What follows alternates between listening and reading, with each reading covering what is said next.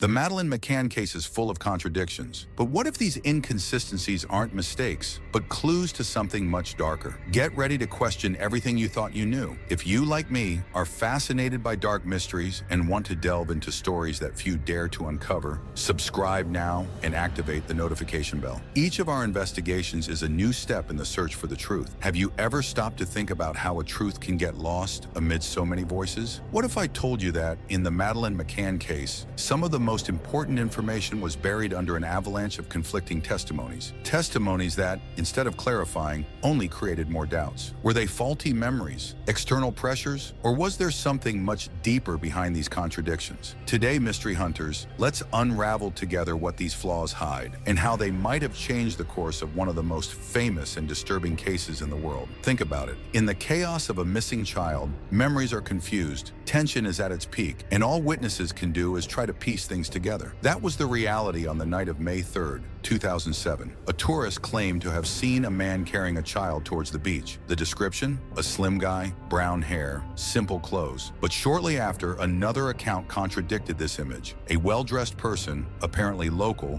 walking quickly through nearby streets. And then other versions emerged. A couple said they heard hurried footsteps near the apartment, but hesitated to claim they were suspicious. Another guest described a car parked in a strange position, but couldn't remember if it was that night or one of the previous days. Of course, all these pieces could be fragments of memories altered by the tension of the moment. But there is something unsettling. Why did some of this information disappear from the radar shortly after being recorded? Now, here is where things start to get really strange. In the days following the disappearance, the Portuguese police faced an avalanche of reports. But instead of clarity, the contradictions grew. Some witnesses changed their stories. Others fell silent, while certain clues that could have been investigated further were inexplicably set aside. A clear example is the testimony of Jane Tanner, a close friend of the McCanns. She said she saw a man carrying a child on the night of the disappearance. Initially, her account seemed crucial. It even generated a composite sketch, but her description never matched other testimonies, and the police began to question her credibility. Why? Did Jane really see something, or was she influenced by the weight of what was happening? And why did the police start treating her testimony as less reliable? Another intriguing point is the presence of inconsistencies within the McCann group itself. The so-called Tapas 7. Small details like times and positions within the resort were mismatched in testimonies. These differences can be explained as memory lapses, but the media quickly turned this into doubt about the honesty of the entire group. One of the most devastating consequences of these contradictions was the impact on the direction of the investigation itself. Initially, the police focused on the man described by the witnesses, but over time, as more contradictory versions emerged, the focus shifted dramatically. Within weeks, the McCanns themselves were treated as suspects. It's hard to ignore the weight of this change. From desperate parents, they went to being investigated for their alleged involvement in their own daughter's disappearance. This shift in the investigation was fueled by conflicting reports and perhaps something more sinister, an attempt to cover up the failure to find the real culprit. But here's the question that few raise. What if the contradictions weren't just the result of confusion or human error? What if these flaws were deliberately used to divert attention from something or someone? Analyzing the testimonies today, one thing stands out. Whenever a line of investigation seemed to gain strength, a new contradiction arose, or some detail was debunked by another witness. It's almost as if there was a pattern, creating enough doubts to prevent any real progress. For example, the composite sketch of the suspect man was changed several times, almost losing credibility. How did that happen? And more importantly, who would benefit from that? Another intriguing clue is the disappearance of certain testimonies from the files. Two tourists who reported seeing something suspicious near the resort had their records lost or simply disregarded. The inevitable question is,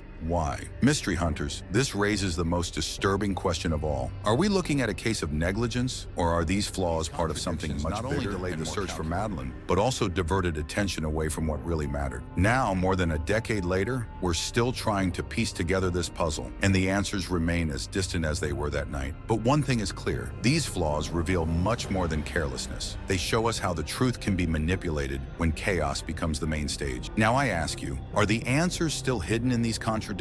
And more importantly, Are we willing to look beyond the obvious to find them? The contradictory testimonies were already a headache for the investigators, but it was a sentence lost among pages of reports that caught attention. A detail so small it almost went unnoticed, but it had the power to change everything. I confess, mystery hunters, that thinking about it still makes me uneasy, because what this detail revealed goes far beyond what you can imagine. And what came next was even more disturbing. Now let's go back to the basis of these contradictions. We're not just talking about faulty memories, but something that seemed to repeat itself, accounts that never matched. It was as if each puzzle piece had been made for a completely different game. Think about it. On the night of Madeleine McCann's disappearance, Jane Tanner, one of the friends in the group known as Top 7, said she saw a man carrying a child. It was something so specific that it became a central clue in the first days. According to Jane, he was a few meters away on a poorly lit street carrying a girl in his arms. The description? He was wearing light pants and a dark coat and seemed to be walking hurriedly. But then the problem arose. Martin Smith, another tourist, also reported seeing a man with a child in his arms that same night. Only Martin's description was completely different. He said the man seemed European, perhaps even local, and was dressed casually. None of the hurry mentioned by Jane. And you know what's strangest? The time reported by Martin didn't match Jane's. These two witnesses were in the same place, the same night, but seemed to be talking about different events. To complicate matters further, another account appeared months later. A woman whose name was kept confidential claimed to have heard screams in the direction of Madeleine's apartment around 10 p.m. This detail, if true, would call into question the entire timeline given by the group of friends that night, and the inconsistencies didn't stop there. In the testimonies of Top 7, some things simply didn't make sense. For example, one friend claimed to have checked on the children at 9:30 p.m. and didn't notice anything out of place. But another said that,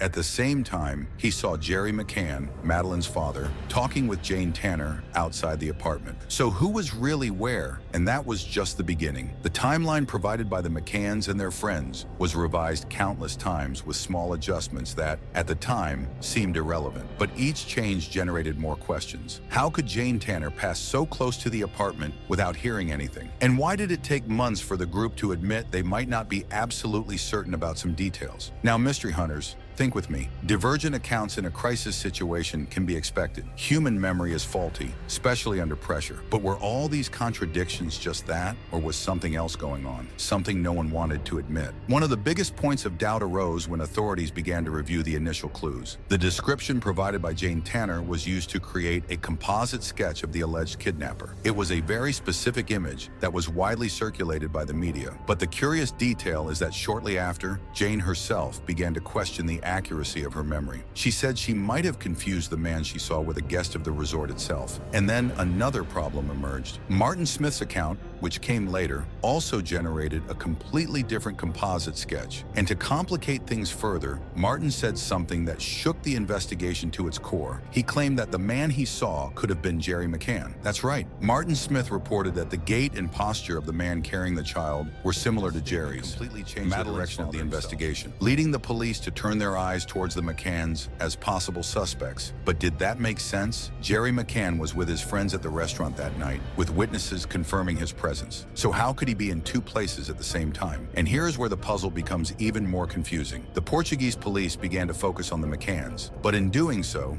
they ended up overlooking other important clues. One of them was the account of a German couple who said they saw a suspicious man near the beach days before the disappearance. This testimony was ignored as if it was no longer relevant. Another detail that disappeared from the files was a preliminary report indicating that a white car was seen leaving the resort that night at high speed. The driver was never identified. With so many conflicting versions and abandoned clues, it's hard not to wonder who benefited from this confusion. Were these contradictions natural in such a complex case, or did someone use them to divert attention? What really happened that night is still a mystery, but one thing is certain. The inconsistencies in the testimonies not only delayed the investigation, but also raised more doubts than answers. And perhaps amidst all this confusion, the truth got lost, or worse, was purposely hidden. The testimonies didn't make sense, and the more the investigation progressed, the more the truth seemed to hide. But a forgotten fragment among the reports caught attention. Something that, at first glance, seemed irrelevant, but had much greater implications implications than anyone could imagine. The truth is that some clues were there from the beginning, but the confusion surrounding the accounts and the pressure to solve the case quickly overshadowed any deeper analysis. Today, looking at the records, one of the first theories that gained strength was that Madeleine could have been taken by someone who was already at the resort, someone who knew the group's routine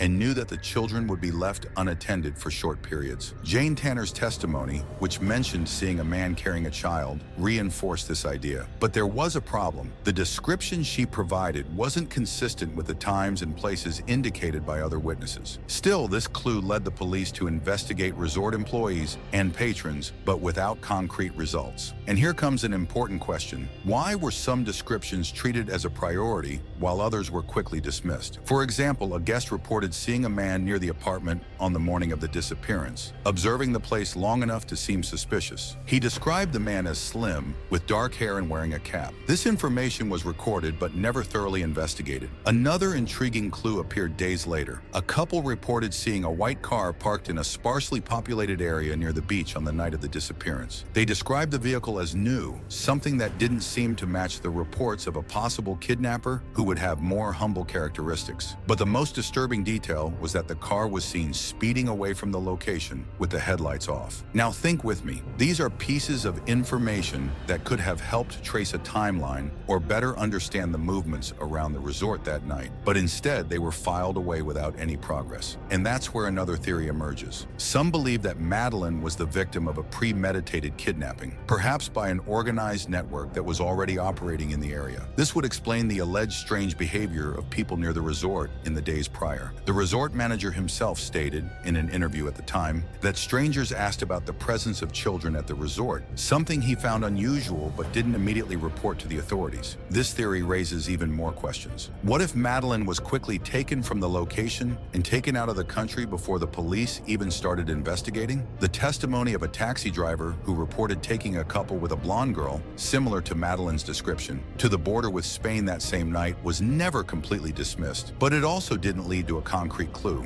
And then we have a completely different theory, that Madeleine was never taken away from the resort that night. Some of the clues supporting this idea are, to say the least, intriguing. For starters, there are reports of sniffer dogs identifying biological traces inside the apartment and in a car rented by the McCanns weeks after the disappearance. Although the analyses were inconclusive, it was enough to raise suspicions about the parents themselves. But here comes a contradiction that was the group were involved. How do you explain the sighting of a child being carried that same night, or the suspicious movements around the resort in the days prior? These details weaken the idea that the case can be explained solely by an error or negligence on the parents' part. And this leads us to an even darker possibility. Could the contradictions in the testimonies and the confusion around the clues have been fueled by someone who had an interest in diverting attention? Someone who knew exactly how to create a trail of false clues to confuse both the police and the public? Mystery hunters, these questions remain unanswered. But what is clear is that the analysis of the clues reveals a disconcerting pattern. Some were ignored, others exaggerated, and many simply disappeared from the records. Who would have benefited from that? What if these contradictions weren't just coincidences, but a strategy to ensure that the truth was never discovered? That's what we're going to try to understand next, because the next pieces of evidence might take us even closer or farther than what really happened that night. Look, mystery hunters, the more I look at these contradictions, the harder it is to ignore one thing. They don't seem to be just the result of faulty memory or distraction. It's almost as if someone wanted everything to stay confusing so that no one could piece things together. I don't know about you, but this makes me uneasy, as if there was something there, hidden in the lines, waiting to be found. The more we look at the contradictions in the testimonies, the more it seems that something crucial was left out. But then a new piece of information emerges, a detail that completely changes the focus. Recently, it was revealed that a specific clue was ignored during the initial investigation. It is a report made by a couple who were staying at the same resort as the McCanns. They said they saw a suspicious man standing near apartment 5 8 days before the disappearance. At the time, the testimony was recorded, but the strangest part is that it was never thoroughly analyzed. And you know what makes this information even more unsettling? The description of this man is eerily similar to that of a suspect who would later be associated with another kidnapping case in Portugal. Short brown hair, nervous gait, and an unusual insistence on watching children play at the resort. This connection wasn't made at the time, but today, looking at the records, it seems impossible to ignore. Moreover, there is something even more disturbing. The German police, who took over partially parts of the investigation in 2020 disclosed a link between Madeleine's case and Christian Bruckner, a man convicted of child abuse and currently in prison. The theory is that he was in the area at the same time as the disappearance. More than that, he had access to a vehicle that perfectly matches the description of the white car seen leaving the resort that night with the headlights off. Now imagine this: witnesses describing a suspicious man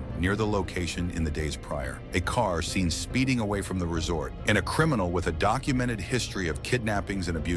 Are these too many coincidences to be ignored, don't you think? But here is where things get even more complicated. In the released files, there are mentions of phone calls that place Christian Bruckner very close to the resort on the night of the disappearance. What no one knew until recently is that these calls include text messages that seem to have been deleted. And, strangely, this was only discovered more than 10 years later when the German police began reviewing the records. What exactly was said in these messages? Who was on the other end of the line? These are questions that still don't have clear answers, but they bring a new perspective. Could Madeleine have been the victim of a larger network, something that had been operating there for a long time, but went unnoticed because the investigation's focus was elsewhere? Now let me tell you a detail that gave me chills. Remember the composite sketch created based on Jane Tanner's testimony, the one that described a man carrying a child? Well, when they compared this sketch with an old photo of Christian Bruckner, the resemblance was enough to rekindle doubts. But the strangest part is that, at the time, this sketch didn't lead anywhere because the initial description was considered too inaccurate. And here is the turning point. How did so many clues related to Christian Bruckner go unnoticed? Was someone trying to protect something or someone? Or was it simply incompetence? Another important detail emerged with the analysis of new files. In one of the oldest testimonies, a witness mentioned hearing a heated argument in the apartment next to the McCanns on the night irrelevant. But looking back, perhaps it wasn't. Who was there? What happened that night? The questions continue, but now we have one thing clear. The original narrative of the case, based on the confusion of testimonies and media pressure, is not the only one that deserves attention. With new connections emerging, we might finally be starting to see the case in a different light. With all the information we've reviewed, it's evident that the Madeleine McCann case is not just a disappearance mystery. It's a portrait of human failures, whether through negligence, pressure, or perhaps something more intentional. The contradictions in the testimonies, the ignored clues, and the new connections that have emerged over the years show how far this case still is from a definitive conclusion. I confess to you, mystery hunters, that I feel frustrated every time I review these details. Knowing that a child disappeared and that the truth may have been buried by carelessness or even by greater interests is something that deeply disturbs me. I can't help but wonder if the pieces had been put in the right place from the start, would we be telling a different story now? But one thing is certain, what we have here is more than a mystery. It's a warning. Every contradiction in the testimonies and every clue that was set aside reminds us how things can go wrong when we don't pay attention to the details. And what scares me most is thinking that maybe someone, somewhere, still knows exactly what happened, but chose to stay silent. Now I want to hear from you. If you've made it this far, comment "I am a truth hunter," so I know you followed every detail of this investigation. I want to know what you think. Are these contradictions the result of incompetence, or is there something deeper behind them? And before I finish, I already warn you, the next video will dive even deeper into unexpected connections of this case with other mysterious disappearances. You won't want to miss it. So subscribe to the channel now and activate the notification bell so you don't miss any updates. If you have a case or topic suggestion that you'd like to see here on the channel, leave it in